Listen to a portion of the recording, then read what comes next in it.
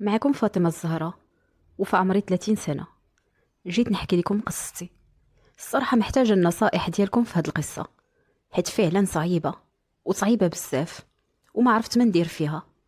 نبدا معكم قصتي من نهار زواجي. تزوجت براجلي حميد. الصراحة النهار اللي تلاقينا حسيت ان هذا هو الانسان اللي غادي نقدر نتفاهم معاه.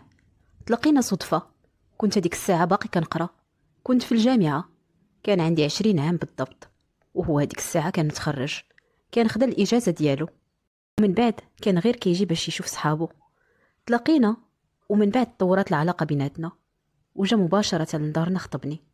ما كانش عنده مع الخروج والدوران أو يضيع لي وقتي ويبقى يدور معايا من قهوة لقهوة، مستحيل. ومن بعد درنا خطبة رسمية ودرنا العقد، وقلت لي ما غنديروا العرس حتى ناخد الإجازة ديالي. حتى هو قال لي ما عنديش مشكل. الصراحة كان مساندني ومساعدني في قرايتي بزاف. خديت الإجازة ديالي، ومن بعد درنا العرس ديالنا. هو في هذيك الفترة كان توظف، كان دوز واحد الكونكور ونجح فيه وتوظف في مدينتنا بالضبط. الصراحة فرح بزاف، وحتى أنا فرحت ليه. المهم درنا العرس، والصراحة كبر بيا من كل شيء، ما قصر في حتى شي حاجة. رحت معاه، ولكن مشيت لدار والديه، لأنه كان كيقول لي أنا يلا بديت الخدمة، والفلوس اللي كنت جامعهم حطيتهم في العرس، وعاد سلفت من الفوق، وما بقاش ليه باش يكري ولا باش يفرش ولا والو. انا قلت نصبر معاه ماشي مشكل، حتى هو راه ضحى معايا وصبر، وخلاني حتى كملت قرايتي. سكنت معاه في دارهم، وانا في هذيك الفتره كنت كندفع لاي كونكور طلع وكنمشي ندوز. المهم جلست مع دارهم، كانت الام والاب وجوج خواتات، واحده عندها 19 عام والاخرى عندها 16 عام، وعاد اخت اخرى مزوجه وساكنه حدا دارهم، وعندها ثلاثه ديال الوليدات. المهم اللي مشيت لدار ناسي تبدل عليا الجو بزاف. في دارنا ما كنتش موالفه كندير الشقا وموالفاش بالتماره. الا نط كنت كندير شي حاجه خفيفه، يا اما كنجمع الدار يا اما كنطيب، مع كنت كنتعاون انا وماما واختي.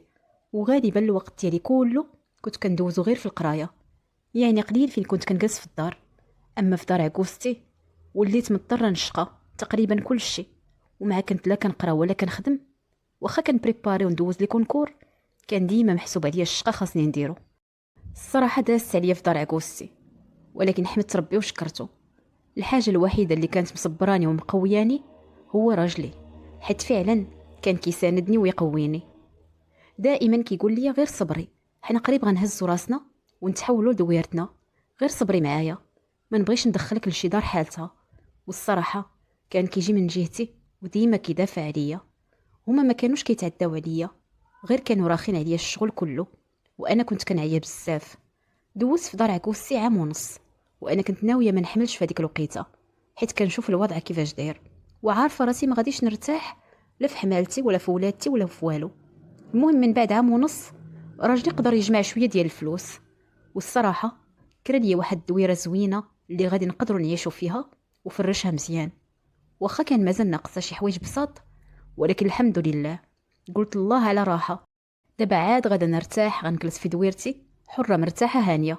ولكن للاسف بحال انا ما كانش مكتب ليا لهنا. المهم جلست في داري، وبديت مره مره كنشري الحوايج اللي مازال خاصين للدار على ذوقي، ماشي شي حاجه كثيره، غير مثلا بحال الطلاماط والخوامي والديكورات. والصراحه ماما عاوناتني، جابت لي واحد الطلامط، واخا دارنا على قد الحال، غير بغات مسكينه تفرحني، وفعلا جاتني قداش فرحت بهم بزاف. المهم فرجت داري وقديتها وارتاحيت. وحتى راجلي كان ولد الناس، الله يعمرها سلعه، مهلي فيا وما كيخسر ليا في حتى شي حاجه، ظريف وحنين لواحد الدرجه كبيره. الصراحه ماشي حنين غير فيا، حتى الام ديالو والاب ديالو وخواتاتو. هو هكا طبعه حنين، واللي في يدو ماشي ديالو، يعني كريم بزاف والدار كبيره. وانا هادشي ما كانش خلق ليا شي مشكل، خصوصا انني كنشوفو كيصرف على دارهم بزاف. ولكن ما عنديش مشكل، يدبر راسو، مادام انا ما مخصصني من حتى شي حاجه، هذاك مالو وهو حر فيه، يدير به اللي بغا. داز شي ايام على باش سكننا في دارنا، حتى وليت حاسه براسي ماشي هي هذيك. مشيت للطبيب، لقيت راسي حامله. الصراحه جاني الوحم صعيب، وصعيب بزاف، وماما ما عندهاش كيفاش دير باش تجي تقابلني، حيت باقي عندها واحد خويا صغير، وعاد بابا طبعه خايب، خاصو كل شي في الوقت، الفطور في وقته والغدا في وقته، وكل حاجه في وقتها، ما كيتنازلش. وماما خاصها ضروري تكون في الدار، ورغم هاد الشي كله جات ماما مسكينه جلست معايا يومين ومشات. واختي كتقرا، ما تقدرش تجلس معايا نهائيا. واحد خالتي عندها تقريبا شي 40 عام وما عمرها تزوجات وساكنه غير بوحدها. واحد النهار وهي تقول لي ماما اشنو بان لك نعيطوا لخالتك السعديه تجي تجلس معاك؟ قلت لها ما كاين لاش نعذبوها، غير غنمحنوها معانا. بلاش، هاد الفتره راها غدوز باش ما عطا الله. ماما ما عطاتش خاطرها تخليني في هذيك الحاله، ديما سخفانه وكنرجع حاشاكم وما كاين لا ماكله ولا شراب. وهي تقول لي ماما مستحيل نخليك بوحدك. ايوا مشات دارت داكشي اللي قال لها راسها وعيطات لخالتي السعديه، قالت لها سيري جلسي مع بنتي راها مريضه وكتوحم. هزت خالتي السعديه صاكها وجات جلست معايا. الصراحه فرحت بها بزاف، وفرحت حيت كبرات بيا وجات زعما تجلس معايا، وخصوصا انها شافتني محنه. خالتي واحد الانسانه حاره ونقيه بزاف تبارك الله عليها، وحادقه اي حاجه كتعرف ديرها. ولكن انا ما كنتش عواله عليها دير ليا شي حاجه، حيت انا كنت باغا غير شي حد اللي يجلس معايا ويعمر عليا، حيت كنت كل مره كنطيح وسخفانه وضروري يكون معايا شي واحد في جنبي. حتى من الطياب والعجينه راجلي كان كيجيب كل شي واجد. ايوا من اللي جات قلت لها شوفي يا خالتي، ما تحطيش يدك في الماء وما ديري والو، غير داك الجمع الخفيف انا اللي غنديرو.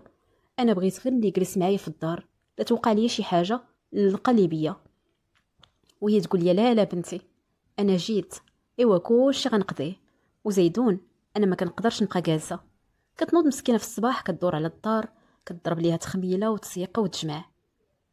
حتى من العجينه انا ما كنتش كنعجن، ولات كتعجن وكطيب وكدير كل شيء والشلايض، وكتحط الصراحه هذيك الطبله متوله وكل شيء هو هذاك. راجلي ملي ولا كيجي وكيلقى الغدا واجد ومتول وشليضات كيفرح وكيعجبو الحال، وكيقول لي تبارك الله عليها هاد خالتك، خصوصا ان راجلي عزيز عليه الشهوات وكيعجبو كلشي يكون متول. وانا ملي مرضت ما بقيتش نقدر ندير داكشي نهائيا. وخالتي ملي جات وهي مهليه فينا بشهواتها وبنقاها وبتاويلها، وراجلي ولات عزيز عليه بزاف لواحد الدرجه كبيره. ايوا اش غنقول لكم، الصراحه صدمت واحد الصدمه خايبه في خالتي السعديه.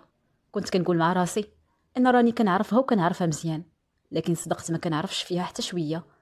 هي كتبان واحد الانسانه درويشه وداخله سوق راسها وما عندهاش مع التفليه، ولكن ملي جات عندي للدار عرفتها مزيان على حقيقتها اش كتسوى. واحد النهار جلسنا باش نتغداو، حطات الطبله موجداه من كل شيء. يلا حلات الطاجين ديال الحوت، خاطري تروعات عليا ونط كنجري الحمام حاشاكم. تبعني راجلي، قلت لي غير سير تغدى. غسلت وجهي وقصدت بيتي، ما بغيتش مازال نرجع الطبله حيت ما استحملش ريحه الحوت. قلت ندير الصواب نقول لهم غير تغداو بصحتكم عاد نرجع لبيتي. كيف وقفت في الباب كيبان لي راجلي مهاد الخالتي 200 درهم في يديها. انا تصدمت وبقيت غير مبلوكيه. هي كيف شافتني دغيا كمشاتها دارتها في جيبها. انا ما بينت والو، تصرفت عادي وقلت لهم غير كملوا غداكم بصحتكم. مشيت لبيتي حطيت راسي، ولكن داكشي اللي شفت بقيت غير كندورو في راسي. علاش راجلي عطى لخالتي هذيك 200 درهم؟ انا اللي كنت ناويه ندور معاها، ولكن كنقول بلاتي شويه حيت ماشي بزاف باش جات، وكنت عواله النهار اللي غنصح غنتهلا فيها مزيان ونكسيها ما نخلي ما نشري ليها، عاد ندور معاها قبل ما تمشي في حالها. واخا خالتي راها ما مخصوصاش، ولكن هذاك الشيء اللي كنت غندير معاها راه ماشي حيت محتاجه، حيت جات عندي وكبرات بيا وتهلات فيا وجلست معايا. خالتي عندها دارها ملك وتبارك الله كبيره، فيها 120 متر ومفرشه من كل شيء. وزياده على هذا الشيء عندها الورد ديالها اللي ورثته على جدي الله يرحمه، وكان ورث كتير باقا لحد الان كتاكل فيه وتشرب فيه. يعني هذاك الورث راه يعيشها سنين طويله. يعني كون غير كانت محتاجه تقدر تجينا ديك 200 درهم اللي عطاها راجلي عاديه. ولكن انا جاتني شي حاجه غريبه الصراحه، دماغي والو ما هداش من التخمام.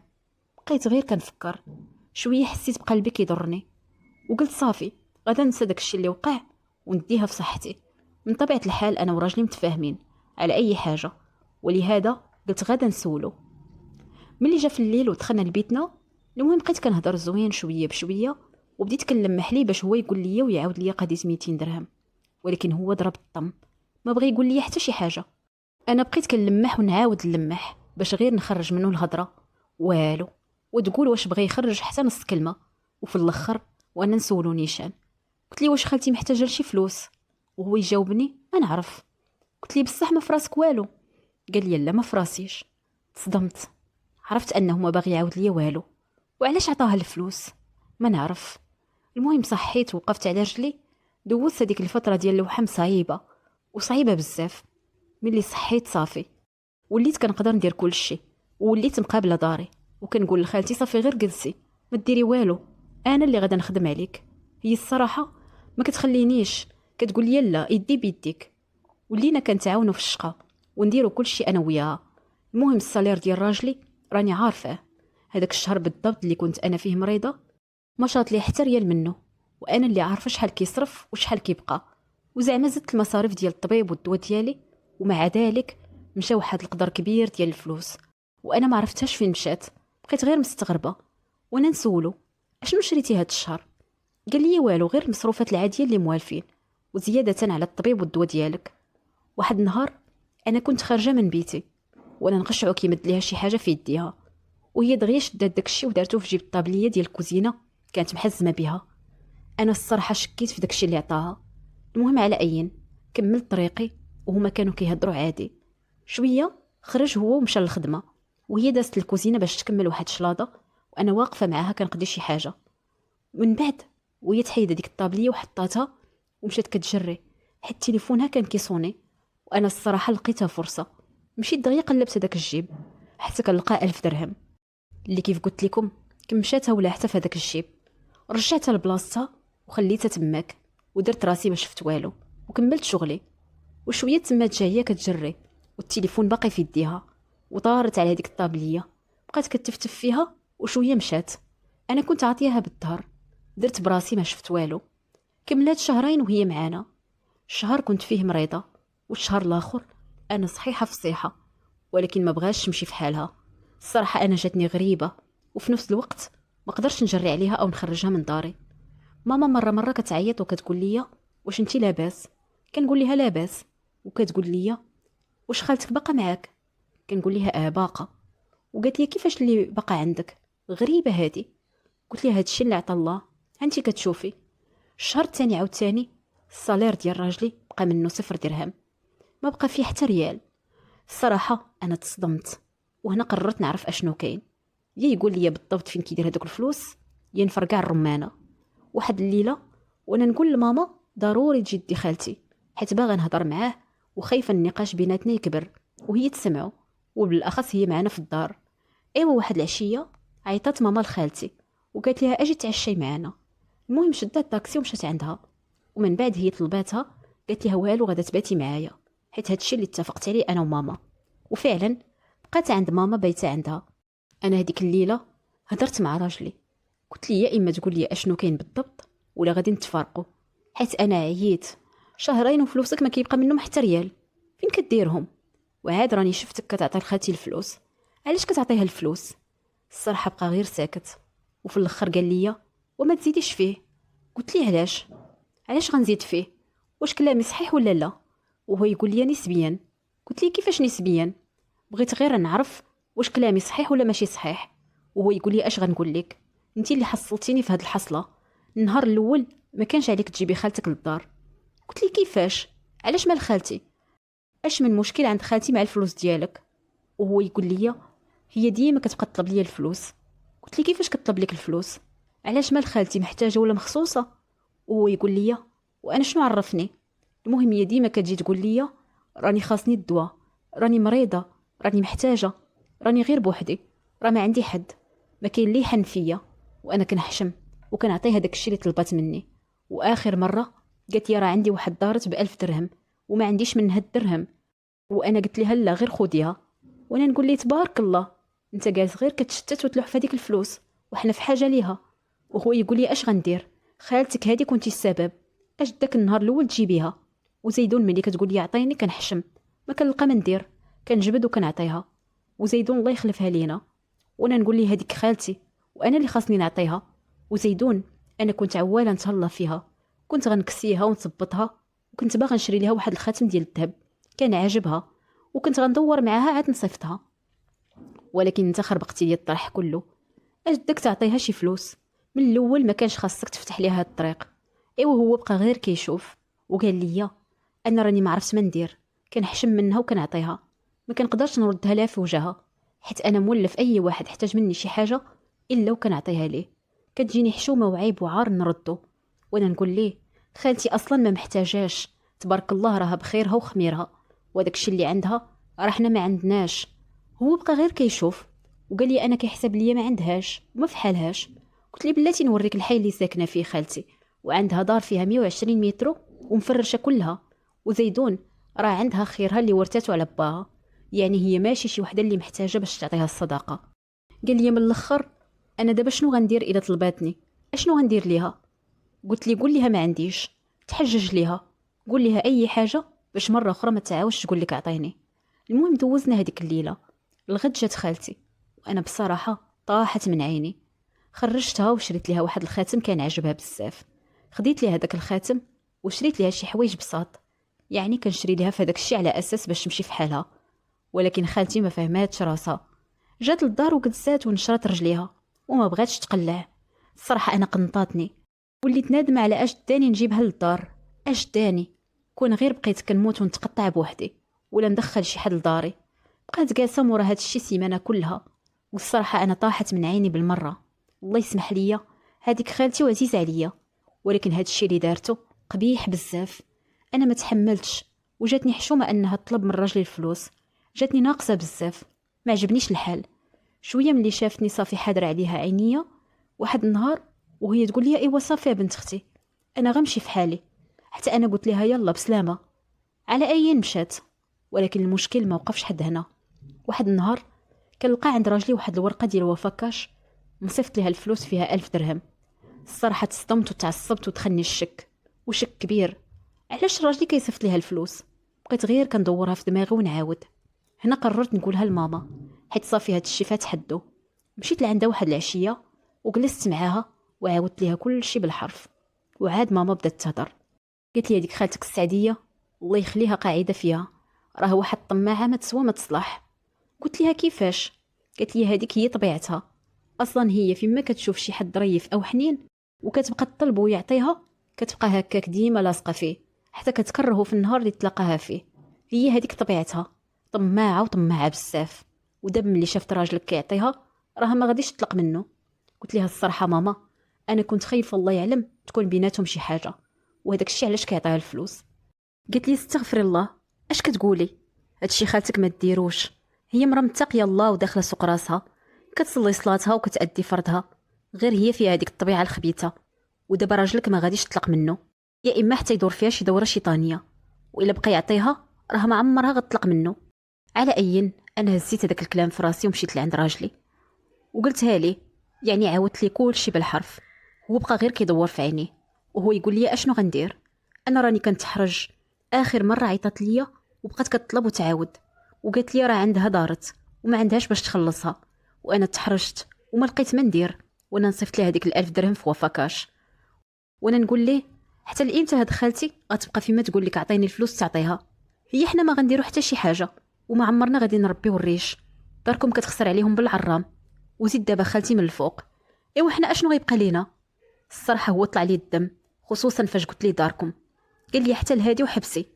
قلت لي شوف انا راك عارفني ما عمرني غنهضر عليهم، هادوك داركم صرف عليهم كيف ما بغيتي، ولكن خالتي ما محتاجاش، انا اللي عارفاها بخيرها وخميرها، وتبارك الله خيرها راه مغرقها ما كاين لاش تزيدها. على اين انا ولدت وسبعت ونط على رجلي ورجعت حملت مره اخرى وولدت وسبعت ونط على رجلي، وهذا الشيء داز عليه مده 6 سنين وباقي الحال على ما هو عليه. خالتي كطلب لي الفلوس وهو كيحشم يقول لي هلا وكيصيفط ليها، وحنا جالسين ما نربيو الريش، ما نديرو دار، ما نبدلو فراش، ما نسافرو، ما حتى شي حاجه. انا الصراحه هادشي طلع ليا في الراس وعييت ما نهضر معاه. هو كيقول لي ايه هادشي راه ماشي هو هذاك وماشي صحيح، ولكن انا راني ملاقي ما ندير. عييت نفهمو ان خالتي ما محتاجاش.